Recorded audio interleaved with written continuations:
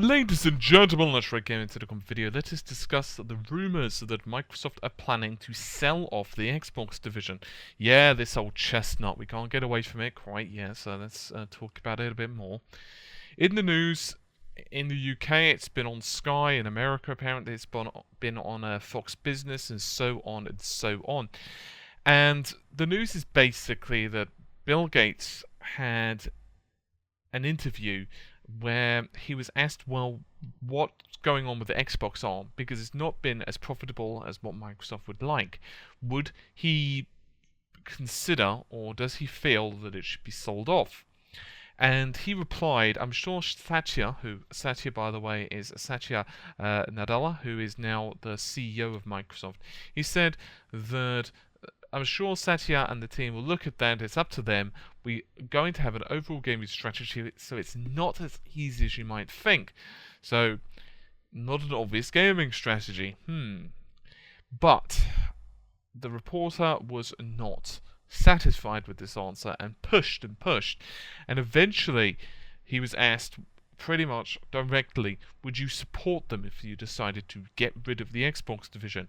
Then Bill Gates had no choice but to reply, absolutely, I would support them. And then there was a series of different statements that Microsoft have released since then. They were simply reflective of his support for Mr. Nadella.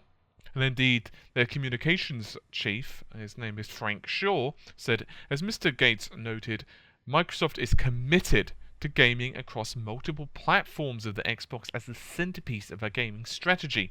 We remain committed to the Xbox and millions of Xbox fans around the world. So, end quote. What are my thoughts about this? Well, the questions and the rumors regarding if Xbox is going to be sold have circulated since sometime in November, I don't remember the exact date, last year, because back then, Stephen Elop was running as a contender to be the next CEO of Microsoft, obviously before they'd selected Nadella.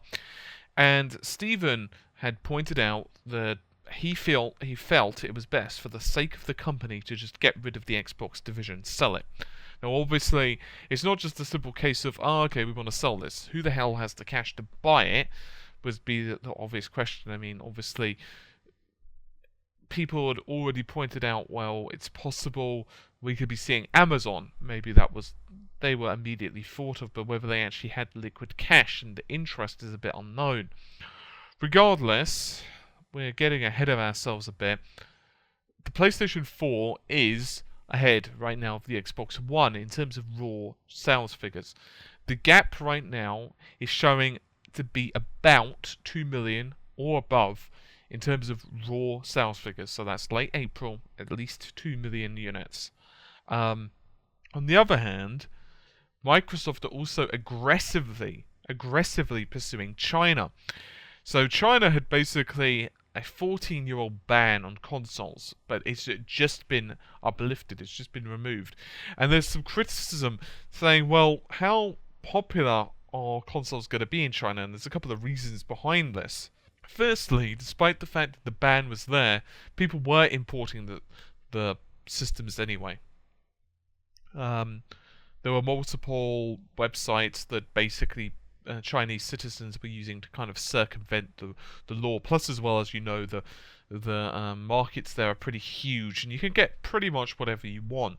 The other issue concerning China is that a lot of the people there either simply can't afford the asking price, or those that can are most likely going to be focused a lot on their studies. And this is according to market analysts, by the way.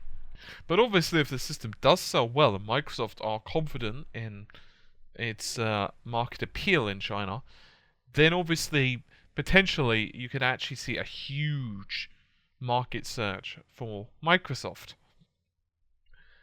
So what are my thoughts? Well, it's a bit tricky, because if Bill had said, no, we don't support this, I would never support this. Because remember, Bill Gates was originally the one who championed this. You know, he was one of the people who basically said, I think we should get into this. Now, obviously, he wasn't the lead designer or anything like that, but it was basically one of his pet projects. But let's assume that he was to say, no, I absolutely would not support that. That's not something I want to see. And he said that on national television. How's that going to go? It's going to look like he has no confidence whatsoever in the newly appointed CEO. But if, on the other hand, he replied, well, yeah, I'd support them if he felt it's the best decision, it's like, what other choice did he have? I felt that was a bit of a crappy piece of journalism in a way, because it was one of those things where it was obvious the journalist felt that Bill was pretty much trapped. There was no way that he could answer that without getting in some trouble. There was just nothing he could do. Now that doesn't mean, of course, that the division won't be sold, but I feel that Bill Gates' comments aren't going to make the difference either way. This is something that right now Microsoft is going to have to wrestle with. In my personal opinion, I don't think it makes sense for Microsoft right now to sell. Let's even assume they're breaking even with the Xbox division, right? Because the figures keep going up and down all the time. I've heard some people say they're making a loss, some people say they're making profit, other people say they're barely making a profit, because it all depends on what you're counting. Right now, for example, it's a lot more expensive because they've just had the R&D costs for the Xbox, the advertising and so on. So it gets a bit tricky, it gets very murky. And it also depends, of course, on how many years you're counting. Like, is it from the original Xbox? Is it just for the Xbox 360? And so on and so on. But let's assume, for the sake of argument, that they're making roughly even. They're breaking even. It's not being that profitable, but they're not making huge losses either. Firstly, we have to remember that Sony are not doing well financially either. The PlayStation division is making money, but their other divisions, not so much. It's a huge issue Sony are trying to get out of. And financially, they're a lot worse off. They're probably the worst off.